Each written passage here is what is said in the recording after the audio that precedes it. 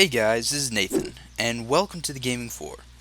So today I'm just going to be doing a short little video about some of the new mechanics that come along with some of the new vehicles they have. So I'm just going to spawn in a vehicle here, and we shall start experimenting. Well, not really experimenting, I know how to use them already. But, so pretty much, I guess I'll just do a rundown of what vehicles there are. So they've added so far 2 planes and 3 helicopters. So there's this plane, Sandpiper. It's got wheels, so it works well on the ground. It cannot land in the water, obviously. There's this plane, the Huey. There's also a tan version of this helicopter. Let's see. There's also 94, I think. No, that's the tan version.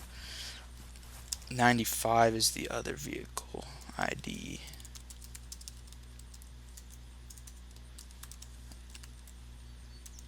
There we go. There's also this, which is the Sky Crane. As of yet, I don't know. It's decorational at this point, I think. I think maybe sometime in the future you'll be able to pick up maybe vehicles or other stuff like that. That'd be really cool. Who knows? Maybe, maybe not. Let's see. Recently, he added, like, one update ago, he added another plane, 96, and that would be the Otter. Now, as you can see, the difference between these two, they're both one-seaters, they're both single propeller, is that this one has the sort of skate things, and those are meant for water. So you can actually land this one in water. You can also land it on land, but you can't really steer it on land. You can move forward and take off from land, but you can't really turn. And this one allows you to turn, but that one cannot land in water. So I mean, they both have their strengths and weaknesses. Besides that, he also added boats. I'll probably go over that, at the end of this video. But now let's get into how to fly them. So I'm going to start with the plane. These are easiest to fly. And so these planes work, like normal planes, like in real life. You have to have a good amount of runway to be able to take off with them. And as you can see, you can move backwards, but if you've moved forward at all, it'll take a moment to slow down enough to actually like move backwards. So pretty much to take off, you're going to hold the forward arrow till you get enough speed, and then you're going to tilt upwards on your mouse, and then you'll take off. So this is originally how the mechanics are. So okay, there's 2 ways of turning left and right. There's the arrow key, or A and D, which as you can see turns like the steering wheel, and that'll physically turn you left and right. But there's also this tilt sort of thing that happens when you move your mouse to the side. And then so to turn this way, you tilt like that and push your mouse forward. And it's more of a faster turn. You can combine those together. You can use the side arrow as well as doing that to get a really nice tight turn. The only problem with using your mouse to tilt and stuff is if you go third person, your mouse is used to look around. So, to fix this, Nelson actually added using the arrow keys to do what the mouse has done. So now you can use, the right arrow key, like the actual arrow key, not the WASD keys. So now you can use those to tilt upwards, tilt downwards, tilt left and right. You can do all of those mechanics now with the arrow keys so that you can fly in third person. Now landing these things is a lot easier actually. I'm going to line it up so I can land on the beach. So pretty much the best strategy for landing, 1, you don't want to land in water. That will not turn out well, you'll lose the plane. 2, you just want to slow down enough. You want to start letting off the gas as you approach your landing site. And pretty much the rule is if you land on the wheels, you'll be fine. That's pretty much all you have to take into account. So boom. Landed on the wheels. Plane is fine. Another thing to note is, see this propeller? If while you're moving and this propeller touches pretty much anything, the ground, a tree, a building, this plane will explode. And if it's on PvP, you will kill yourself. If it's on PvE, you won't get hurt, but yeah, you'll lose your plane.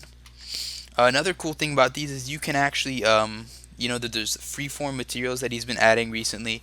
You can build these onto these planes. You can also put barbed wire and sandbags on the planes, sort of soup them up, get them a custom look. But, as I said before, they blow up really easily if you crash them. So, not necessarily the best idea. Okay, so for this otter, as you can see, well, I ran into a tree with the wing, but I'm fine. You can't really steer those on land very well. And the only difference in terms of, how you fly them is that you can land them on the water. So landing these on the water is about the same. Make sure you land landing gear first. You sort of just let off the gas or slowly let off of it, and you can come to a rest in the water. Not a big deal. And then the good thing about these is that you can steer these in the water. So, you can't steer these on land, but in the water, you can. So now let's move into helicopters. Okay, as you can see, I ran into the land and I blew up. Oh, very nice. I spawned right where I needed to spawn. Okay. So yeah, as you can see, there's my body. Yeah, planes will wreck you if you're not careful. So will helicopters. Okay, so now let's get into these helicopters. So, the Sky Crane is only a one-seater. That's just something to consider. These ones are four-seaters. There's seat 1, seat 2, seat 3, which is actually like a side seat, and seat 4, which is also another side seat. And that actually makes these helicopters super awesome because you can transport multiple people. You can go into battle with them, have them shoot out the sides and stuff. But let's start with this for now. So, to start with the helicopter, you press the forward arrow, and you will start rising up. As you can see, I have just taken off. And pretty much the way these work is the forward direction is upwards, or it's based on your propeller. So if you lean forward, you will start moving forward because, the propeller is now facing more forward. So it's very realistic in terms of, the flight mechanics. You can also turn these left and right using the arrows. As you see, I'm using the left and right arrows. This one's actually very, very maneuverable. And then you can also lean to the right, and you will move to the right. And that's using the mouse keys. Now, just like the planes, you can also use the arrows if you want to fly in third person mode. Oh fudge. I think the up and down are inverted. Oh fudge. And I'm overcorrecting crap ton. But yeah, you can also use the arrows to move your helicopter as well. And yeah. So yeah. That's pretty much those helicopters.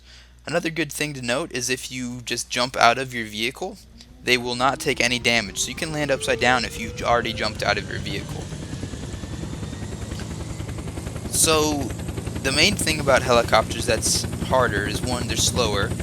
Two, landing these things like on a specific area is really difficult. So let's say I want to land on top of this roof here. Gotta start slowing down. I guess third person would help a lot for this. I'm going to start moving forward. I'm going too slow. I'm going to miss it. I'm going to blow up. Oh. Well, it looks like, I guess the propeller can clip into the building quite a lot before it blows up. I think I'm glitched. Kind of. I'm stuck. Let me out. Let me out. Oh, never mind. I was pressing the E key, which is for tilting the head. Okay, so yeah, that's the Sky Crane. The Hueys are about the same. I don't think they're as maneuverable though. That one was very, very sensitive in terms of like the arrow keys and the tilting of the mouse. These ones work about the same. You know, they can hold more people though. Yeah, work about the same. You cannot land these in the water. Don't try it. You will lose your helicopter. But yeah, I love these helicopters. These are actually my most favorite vehicle because they're very versatile. You can hold more than one person, and it requires skill to actually like land them in a specific area. Whereas a plane, you know, you can fly like straight onto it pretty much. These ones, you know, in order to like land right here on this beach, I've got to sort of time it. I got to take into account the way the propellers are rotating. And there you go. So yeah, that's pretty much it for these. The desert helicopter and the forest one don't really have any difference. Now let's get into the boats. Might as well.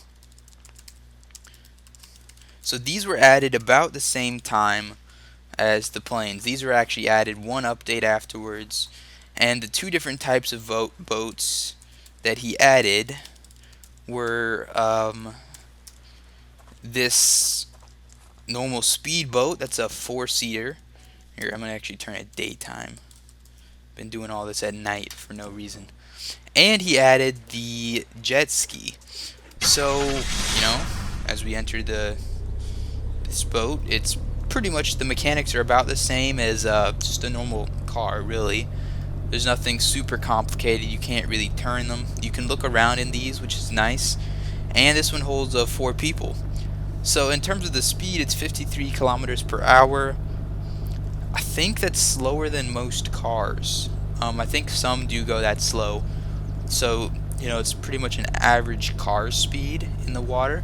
But of course, it can go on the water. It actually can go on land as well. But it will get stranded and you will lose your boat.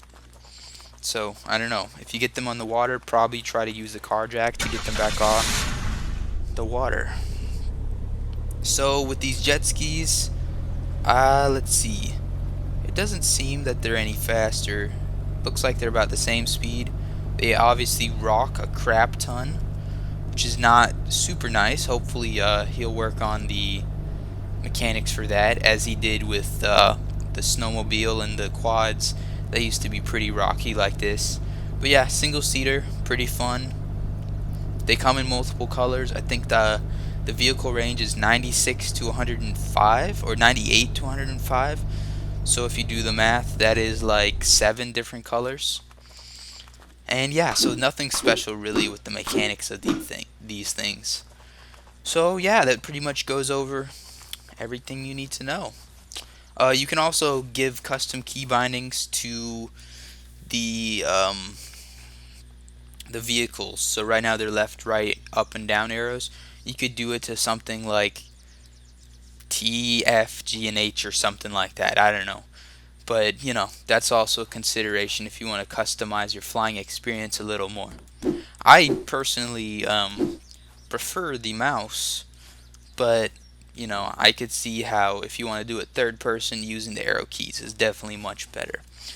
So anyway, if you guys have any questions about vehicles, please leave them in the comments. I will attempt to answer them.